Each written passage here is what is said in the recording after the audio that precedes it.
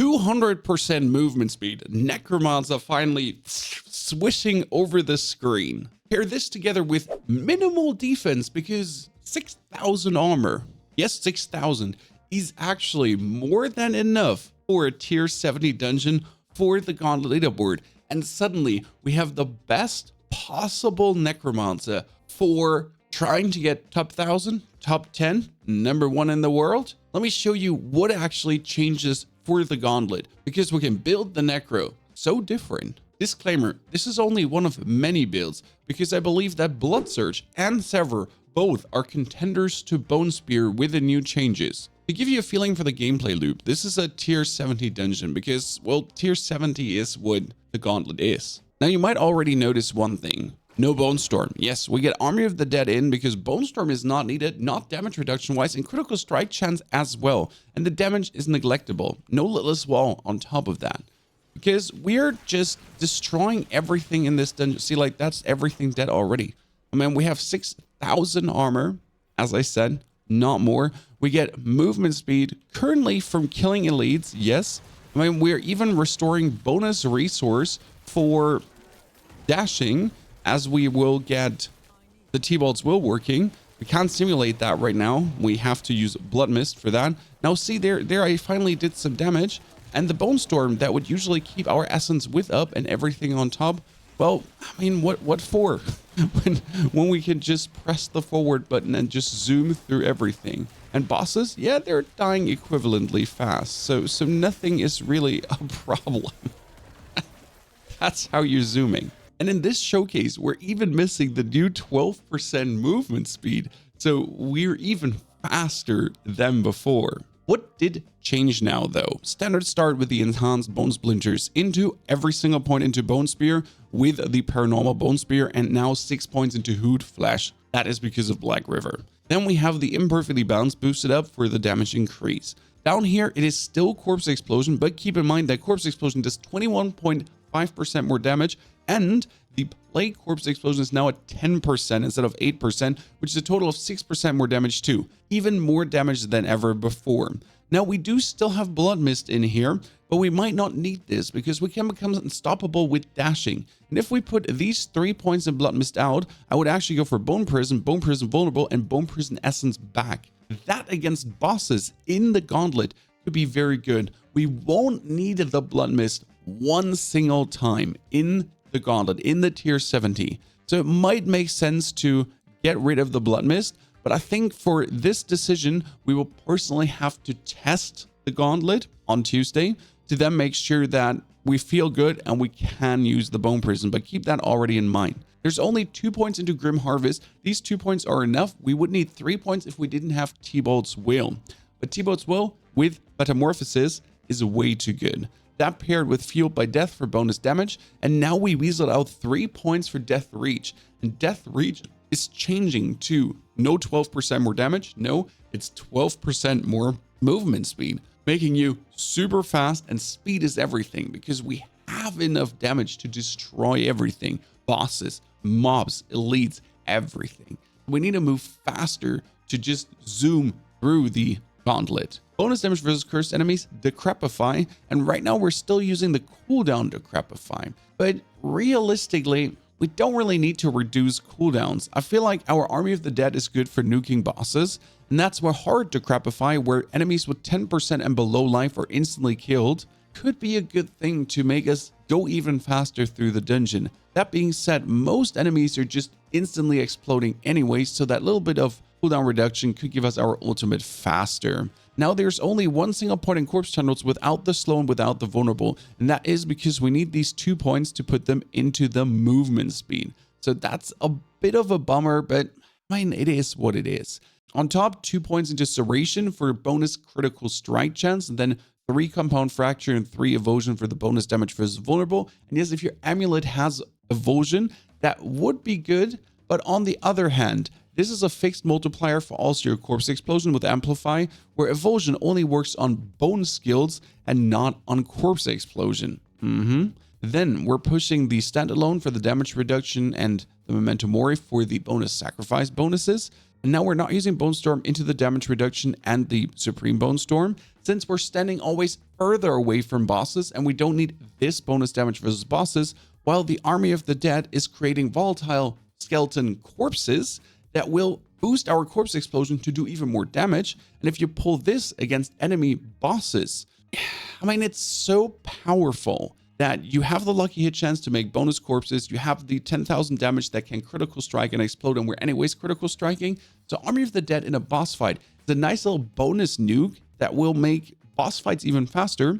Whereas Bone Storm only gives us bonus crit chance, but we are at 70-80% already, especially if we're doing a critical strike chance potion. So Bone Storm in this case with the crit chance is just more, not like more needed. Lastly, Ossified Essence, and yes, we're playing the double booster for Ossified Essence. Currently, it's already at a 60% bonus, and we'll boost this even further. Our gear changed significantly. We're currently using a focus. Yes, no Litless Wall, not needed. You saw it, we're not taking any damage. Why would you need the barrier? This can give you bonus critical strike chance, lucky hit chance, then it has resource generation, and resource generation is so important because if you get any type of resource back, for example, T-Bolt's Will giving you 50, that's 50x 17%. Do you have another ring with resource generation? And it's 50x 30%. If you dash one single time, you already get 75 resource back. And then another cooldown reduction. That's 20% cooldown reduction total, reducing your cooldowns by 13 to 14 seconds. On top, we can play Ossified Key passive, increase in critical strike damage.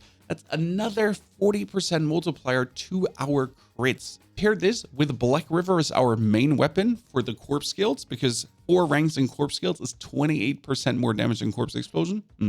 Hood Flash, 4 more corpses. And then the huge multiplier on corpse explosion, adding to our millions bone spear, tens of millions of corpse explosion damage. And this is the new friend we're playing currently, T-Bolt's Will is our pants. So no damage reduction pants, no maximum life total armor pants, nothing like that. This gives us maximum essence 2, which is incredible. More maximum essence, more damage as a bone spear. Then 40% damage multiplier while unstoppable in 4 seconds after. And when we become unstoppable, you get 50 of your primary resource. The math is that we're playing Metamorphosis on our boots. And Metamorphosis will make us unstoppable on dashing. So we dash essentially every 6.5 seconds or every 7 seconds to always get Essence Plus, to always get 40% damage plus on all our damage. Gonna be brilliant. My boots are currently triple evade boots, and you need triple evade boots. Essence cost reduction and movement speed, important. And then intelligence and all stats doesn't hurt. If you need resistances, you can take this as well. But I felt intelligence is all damage plus, all stats is crit and everything, so why not? This currently has Wind Striker, but this will be Metamorphosis. Gloves could be Howl from Below to have homing skeletons. Problem is, you would lose 10% critical strike chance and 16% lucky hit chance. More lucky hit chance, more corpses. There is attack speed here and 4 ranks in Bone Spear, and 4 ranks in Bone Spear are another, I think, 35% damage on Bone Spear, multiplicative, and go away from this. You do as well need the Bone Spear's primary attack makes enemies hit beyond the first vulnerable, and then the bonus damage on the splinters. That's another 60% multiplier on the splinters, and that's where you need to stand far enough away from a boss for your splinters to do the optimal amount of damage. Not only the splinters, also your helmet. Your helmet is the Deathless Visage. Yes, we're not playing Shaco. You might have seen it in the showcase where the Necro was playing Shaco. He doesn't have the Deathless Visage explosions. They are way too good, especially with how packed and crowded the enemies are. Having the bonus explosions from this with the corpse explosion is legendary. The maximum essence is anyways good. The physical damage also boosts your corpse explosion. And then the Bone Spear echoes, they're just getting multiplied so hard. I mean, we're at 700% plus right now. The Grandfather would be at 2000% plus roughly.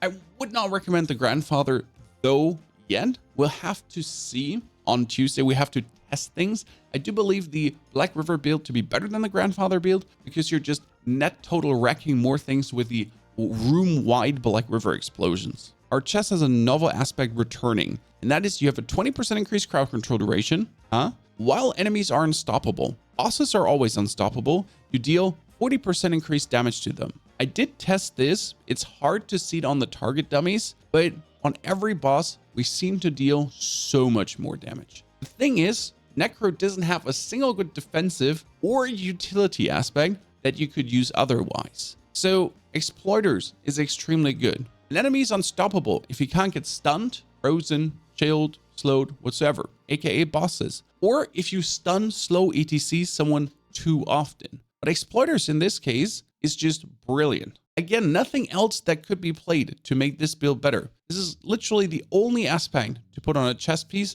or play a unique chest. But Soulbrand is only damage reduction, so this is perfection. Now our amulet did change significantly. It has movement speed. It currently has movement speed after killing an elite. And here I would rather have ranks into Death Rage for more movement speed, but I couldn't find it. So I ended up with movement speed after killing an elite, which zooms you quite nice. Corpse skills and amplifying damage, and then still the 30% bonus critical strike chance on corpse tendrils. Now our one ring is still exposed flesh for the bonus essence, but with T-Ball's will, this one will not be needed anymore. It can be the Ring of Starless Skies. It can be the Edgemaster's aspect. Edgemaster gives you a 20% damage multiplier when you're casting with full essence. And Corpse Explosion is always cast with full essence, and Bone Spear is also always cast with full essence. Here you do want lucky hit chance, critical strike damage, physical damage, actual perfection. This ring could go for resource gen instead of lucky hit chance. Second ring, Sacrilegious Souls for the automatic corpse explosions.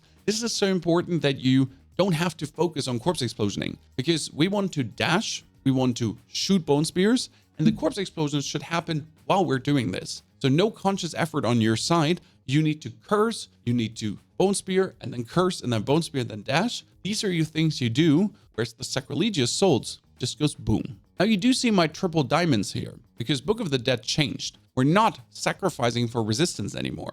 We're now sacrificing for critical strike chance to boost that even higher. Yep, bring it as high as you can. Skeleton Mages are still going out for the bonus damage versus vulnerable. You could go for the bonus maximum essence. 15 more essence is a 7-8% multiplier bonus. Yeah, that's where the 15% versus vulnerable might come in more handy. Whereas this always works and vulnerable might take a second, but we're planning to play the Bone Prison, so vulnerable is even more often up. Lastly, Golem, still for the critical strike damage. Nothing will change about that. Golem will never be good until this one gets kind of removed, I guess. Because 30% critical strike damage multiplier is just so stupid good. I mean, yeah, crazy. Paragon board and then the companion. With the companion, you can do some different things. The Paragon board starts importantly with the exhumation glyph. This one will fortify you for a bit more damage reduction. It increases the corpse explosion damage by 10-folds. Don't take much armor because armor is not needed. Do take the resistance though, because elemental damage can still kill us nicely. Going into the Flesh Eater board, and the interesting part is since you're consuming many corpses, you always have this active. And then we're going from the bottom into the bonus attack speed node that on top has a 30% chance to kill non-elites on a lucky hit, with our Bone Spear having 75% lucky hit chance. That happens quite often. Give the bonus resistance to all elements with a corporal glyph. The corporal glyph will give you movement speed if you have minions. Not worth it to even consider this, but 10% bonus physical damage is just way too good for both of your damage sources. Then going into the Bone Graft board for the bonus essence from Bone Graft for the bonus essence and essence on kill down there, so you can keep zooming. We're currently playing the essence glyph for 200% critical strike damage. Again, resistance to all elements and a bit more life. This could technically go away, but we'll test that on Tuesday if these 8 points are going to be invested in more damage. Into the Send of Death board with the Imbiber glyph. Now, since we're not playing so much defense anymore, Imbiber might not always work. There is a consideration to change this glyph to something else. And here it could be Amplify for bonus 10% damage against Cursed. We could put in Control for the 10-20 against Slowed and Stunned, but that wouldn't work against bosses. So let's keep Imbiber in for now. Tapping the critical strike damage nodes, that is very important. And then lastly, we're moving into the Bloodbath board, and here to simply take Exploit. Usually this would be territorial for bonus damage reduction, but we're not damage reducing anymore. So I'd rather have a more damage multiplier against vulnerable with a little bit more damage while fortified, because we are mostly fortified due to our exhumation, which is frankly spoken just the most insane glyph in the game. What are we going to do with Robot Bro? Evernight for the bonus skills, then Resource and Breaking. If you don't have Evernight, here you would play Arcing to hit more opponents Mainly Tempest is just important to apply resource every 0.9 seconds, so we get more resource. The breaking is a little bonus that you can essentially make bosses vulnerable. With a Bone Prison, you have a bonus source of vulnerable. Instead of arcing for Evernight, you could play Initiative 2 to have your robot teleport after you. That he's truly always with you, since you're going to be zooming through the dungeon extremely fast. Worth food for thought. Second one is Flash of Adrenaline with tactical and duration. Currently have Safeguard in for the damage reduction. That damage reduction would be Genesis if I had Genesis. Don't have it though. So simply Safeguard right now in to just make you a wee bit more sturdy. But even that wee bit more sturdy ain't needed at all. I mean, you've seen it. I barely take any damage because I simply just kill everything before it can even deal damage to me. Ladies and gentlemen, Bone Spear zooming truly on top. Do you have any other ideas for build? Post it in the comments below. Shadow might be extremely good. Blood Surge has a chance to return due to T-Bolt's will 40% and 40% base damage buffed on the Blood Surge, leading to Blood Surge going up to plenty gazillions of crits. Might become the #1 boss killer, depending if it can kill bosses faster than Bone Spear with the buffs it's receiving. If you missed the other changes, check out the patch notes. Enjoy.